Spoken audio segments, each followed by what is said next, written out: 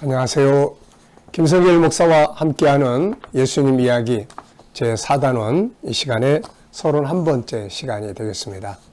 자, 1단원에서는 구세주 예수 그리스도, 2단원에서는 예수님의 리더십, 3단원에서는 예수님의 성품, 그리고 4단원에서는 좀 자유롭게 예수님을 다루기 위해서, 우리가 살펴보기 위해서 사복음서를 통해서 만나는 예수 그리스도, 사복음에서 만나는 예수 그리스도를 우리가 살펴보고 있습니다. 그 중에서 특별히 마태복음 속에 일하고 계시는, 마태복음을 통해서 나타나는 주님을 우리가 만나고 있습니다. 자, 예수님은 세 가지 모습으로 우리를 만나게 돼요. 첫째는 본질적 모습에서 주님 만나게 되고, 두 번째는 주님의 가르침 속에서 만나게 되고, 세 번째는 그분의 발자취에서 그분을 만나게 됩니다. 자, 지난 시간까지는 우리가 마태복음 4장 1절로 11절을 통해서 여러 가지 은혜들을 함께 했습니다. 자, 이 시간에는 이제 4장 12절부터 16절까지의 말씀을 통해서 몇 가지 은혜를 나누려고 합니다. 자, 그러면 본문 말씀 한번 다 같이 읽어보죠. 자, 4장 12절로 16절. 예수께서 요한이 잡혔음을 들으시고 갈릴리로 물러가셨다가 나사렛을 떠나 스불론과 납달리 지경 해변에 있는 가버나움에 가 사시니 이는 선지자 이사야를 통하여 하신 말씀을 이루려 하심이라. 이르시되 스불론과 납달리 땅과 요단강 저편 해변길과 이방의 갈릴리여, 흑암에 앉은 백성이 큰 빛을 보았고 사망의 땅과 그늘에 앉은 자들에게 빛이 빛이었도다 하였느니라. 아멘. 자, 여러분, 이 말씀을 통해서 무엇을 느끼시나요? 단어 하나하나, 문장 하나하나, 그 속에 들어있는 어떤 내용 하나하나를 보면서 많은 것들을 생각을 하게 합니다.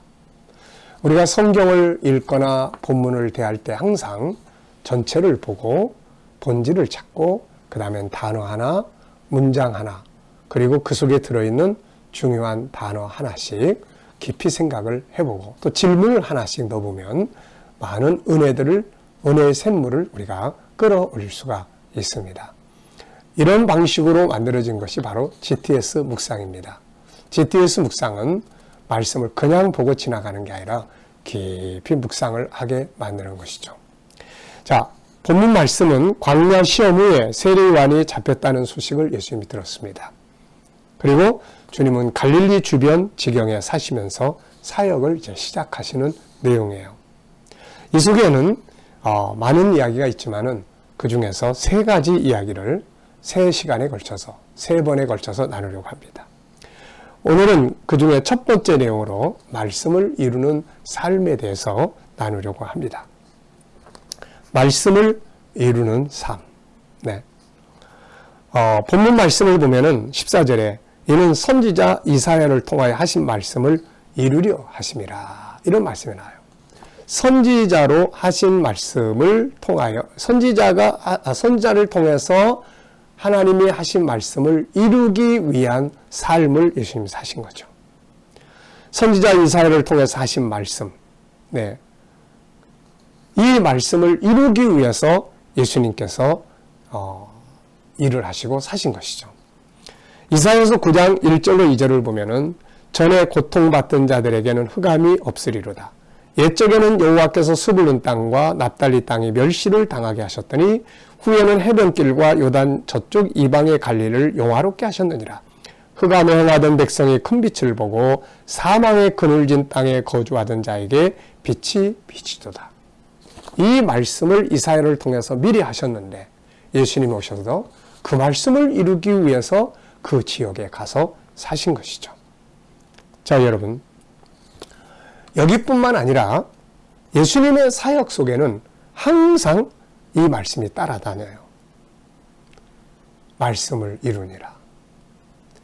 예수님이 탄생하실 때도 요셉이 고민할 때 이사야 선지자가 이야기했던 말씀을 인용해서 그 말씀을 이루게 하고, 애굽으로 피난 가실 때도, 사역의 현장에서도, 마지막에는 십자가 위에서도 말씀을 이루려 하심이었더라. 마태는 특히 그런 내용을 많이 기록을 해놨어요. 그래서 예수님은 말씀을 이루기 위해서 세상을 살아가셨던 분이시죠. 우리는 이 속에서 신앙과 삶의 원리를 보게 됩니다. 참된 신앙인과 삶은 내 마음대로 인생을 사는 게 아니라 하나님의 말씀을 이루는 삶을 살아야 하는 것이죠. 하나님의 말씀을 이루는 삶. 말씀을 이루는 것이 참으로 중요한 일이고 우리의 사명이고 우리의 행복이고 복입니다. 기분이나 감정 그리고 환경이나 상황에 따라서 움직이는 것이 아니라 기록되어 있는 말씀을 기억하고 그것을 이루기 위한 삶을 사는 것. 이것이야말로 진정한 성공적인 인생을 사는 것이죠.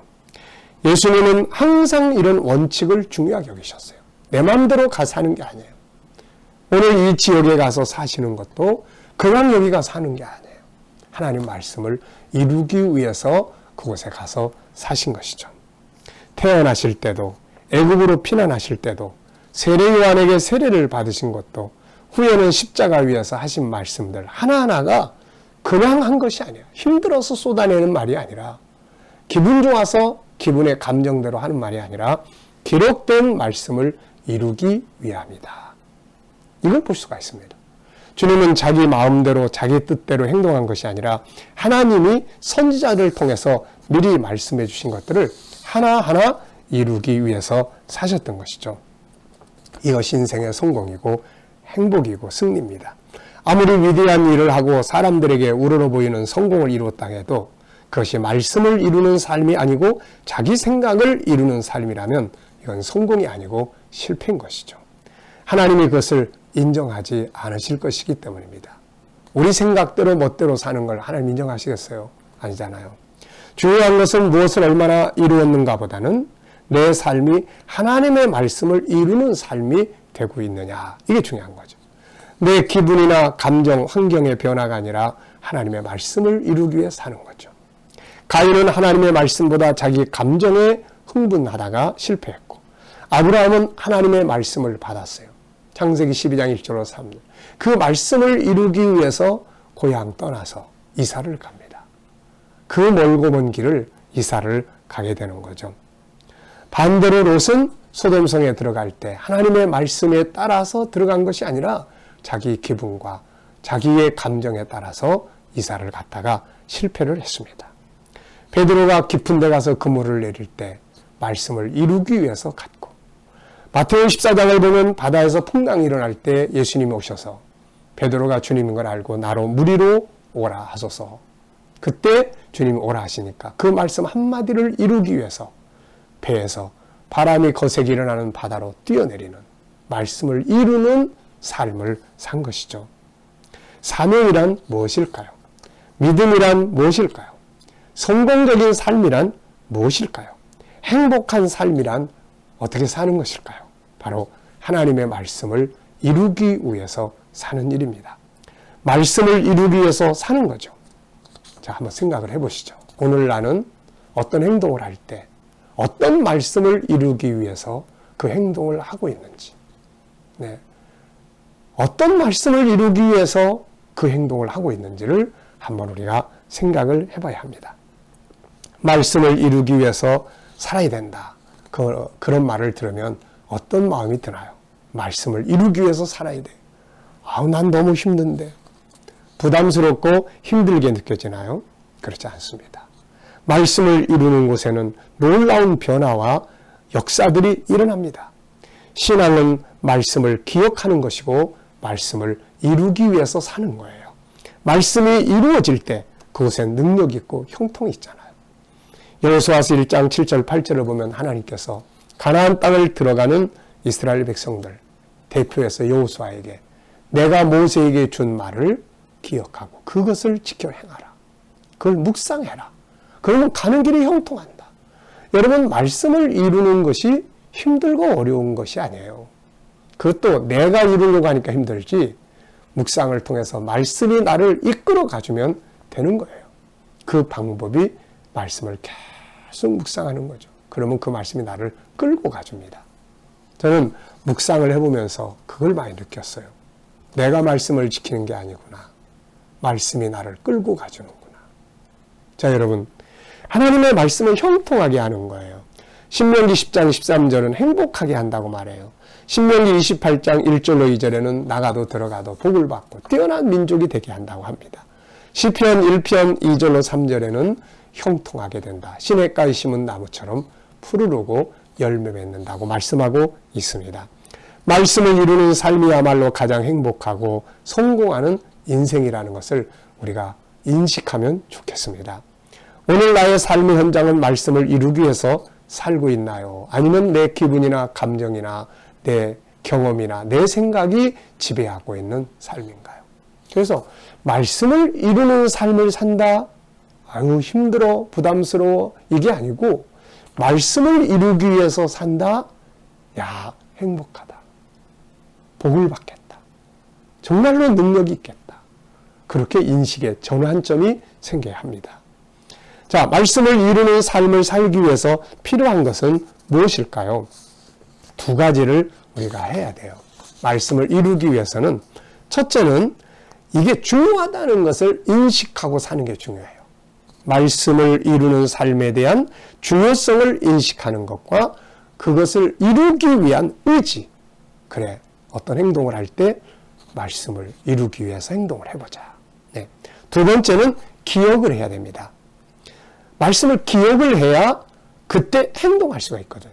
예수님이 어떤 행동을 하실 때 말씀을 이루기 위해서 행동하는 것은 말씀을 기억하는 거예요. 이렇게 하라고 했지. 그래 맞아. 그래서 이 동네가 살아야 돼. 그래서 이렇게 해야 돼. 네. 누가복음 24장을 보면 무덤에 올라간 여인들이 있었죠. 예수님의 말씀을 잊어버리고 있으니까 죽으신 부활하신 걸 믿지 못하고 무덤으로 올라가요. 그때 천사들이 나타나서 말씀하신 것을 기억하라. 이렇게 하게. 기억해라. 말씀을 이루는 삶을 살기 위해서는 그때그때 필요한 말씀이 기억나야 돼요.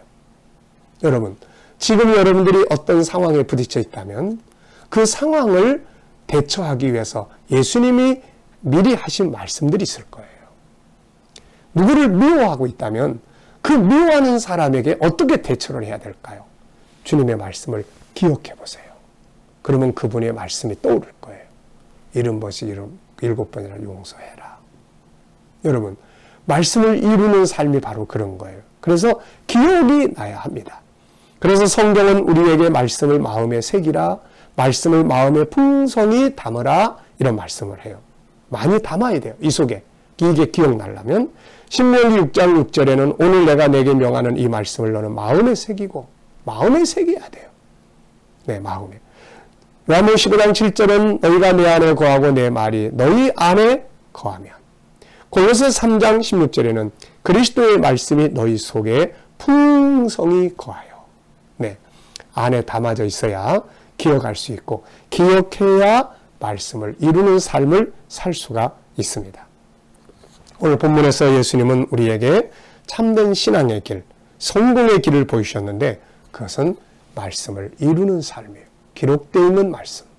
자, 여러분, 지금 이 상황에서 내가 기억하고 이루어야 할 말씀은 무엇입니까? 그 말씀을 기억해서 그 말씀을 이루기 위해서 산다면 그 말씀이 이루어지는 것을 경험할 수 있을 거예요.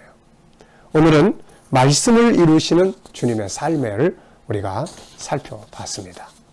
우리도 이걸 잘 배워서 우리의 삶에서 어떤 상황에서든지 그냥 하지 말고 말씀을 기억해서 그걸 이루는 삶이 되시기 바랍니다. 이 시간 말씀 여기서 마치겠습니다. 감사합니다.